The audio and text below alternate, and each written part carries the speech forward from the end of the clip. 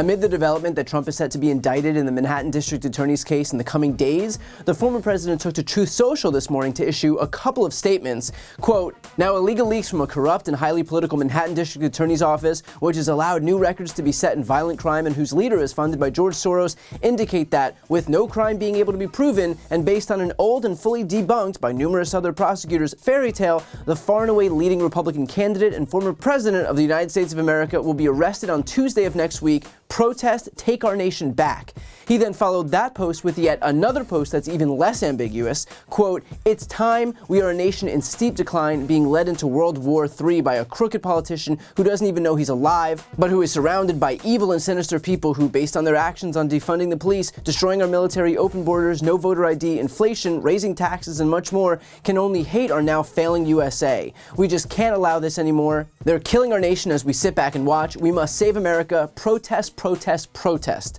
First of all, if you're looking to incite another January 6th, this is how you do it. This is the equivalent of Trump's tweet preceding the January 6th insurrection, where he wrote, "Big protest in DC on January 6th, be there, will be wild," which is all the proof you need that the insurrection was never an accident. It was the point. And as an aside, I hope that prosecutors in the special counsel investigation into January 6th realize two things as the result of this. First, that Trump of course intended for there to be an insurrection because he is using the exact same tactics right now despite knowing the consequences of these calls to arms. Fool me once, shame on you. Fool me twice, shame on me.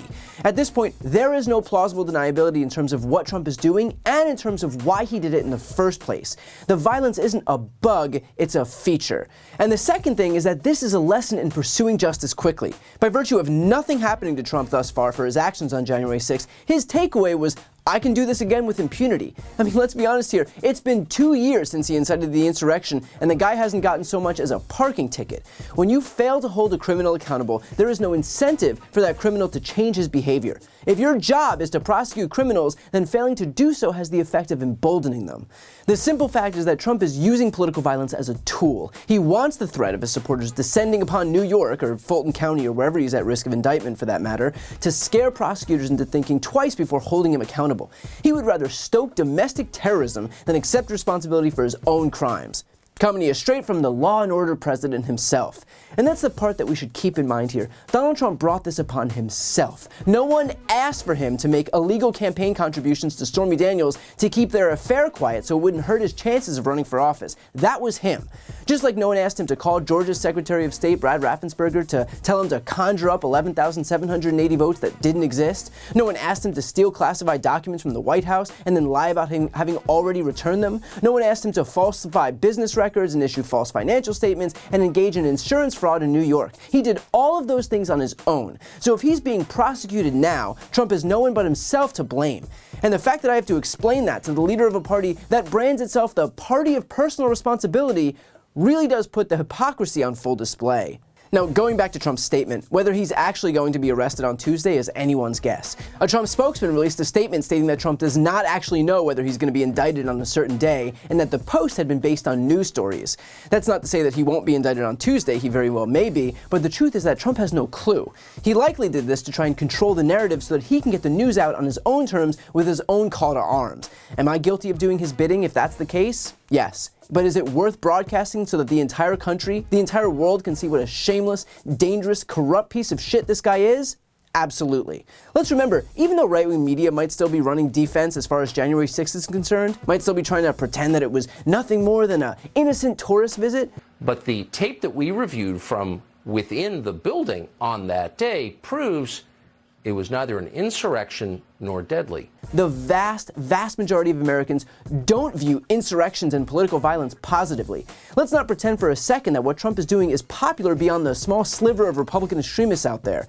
So if the GOP wants to show, yet again, that their party is nothing more than a violent, extreme political cult, then that's on them. But far be it from me to help cover up just how dangerous they really are. And let's be clear, the rest of the Republican Party isn't running away from it either. Kevin McCarthy took to Twitter, of course, writing, "Here we go again, an outrageous abuse of power by a radical DA who lets violent criminals walk as he pursues political vengeance against President Trump. I'm directing relevant committees to immediately investigate if federal funds are being used to subvert our democracy by interfering in elections with politically motivated prosecutions."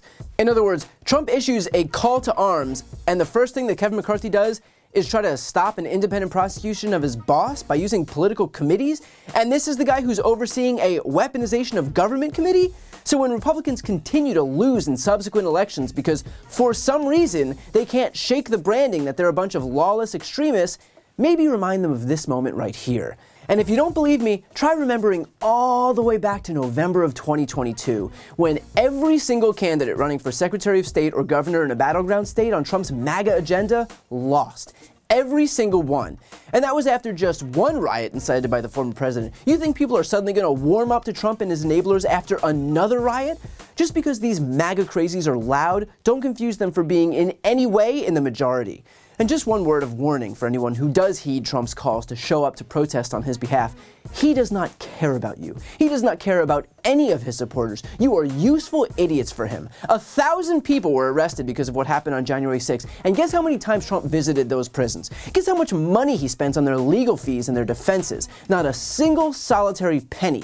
He pretends to love them while they're doing his bidding, and the moment they become inconvenient, the moment they need something from him, he disappears faster than a bat out of hell. And by the way, that's a reality that some of those insurrectionists themselves have begun to realize. One insurrectionist, Dustin Thompson, said, quote, "I can't believe the things that I did. Mob mentality and groupthink is very real and very dangerous. If the president is giving you almost an order to do something, I felt obligated to do that." And while not all of the insurrectionists share this guy's belief that Trump was to blame, plenty still do. And they've realized that Trump is happy to issue his orders and have people come to his defense because it'll help him, but that all they're getting in return is prison sentences and their lives turned upside down.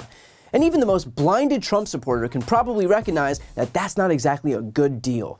So to anyone considering protesting on Trump's behalf, I hope you recognize that you will derive no benefit from this. It'll cost you money and time away from your family while you rot in a cell, and also, it'll make no difference. If Trump is going to be indicted, the fact that some sheep showed up to whine about it in public isn't going to change that. And as for Donald Trump, I know that he thinks this will only bolster his support and that his minions will rally to his side, but all it'll do is show the Republican Party just how much of a liability he is. And that if they ever want to win an election again, it's probably not going to be at the hands of a guy who may very well be sitting in a prison cell. Before you go, a quick announcement. I've started a Spanish YouTube channel.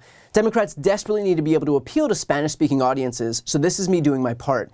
To help that channel get going in the algorithm so that we can finally start spreading our progressive message and breaking the conservative stranglehold on Spanish-speaking media, please subscribe and watch a few videos. The link to that channel, called Brian Tyler Cohen Espanol, is right here on this screen. And of course, to see more of my content in English, make sure to subscribe to this channel as well. The link is also right here on this screen. Thanks so much for watching.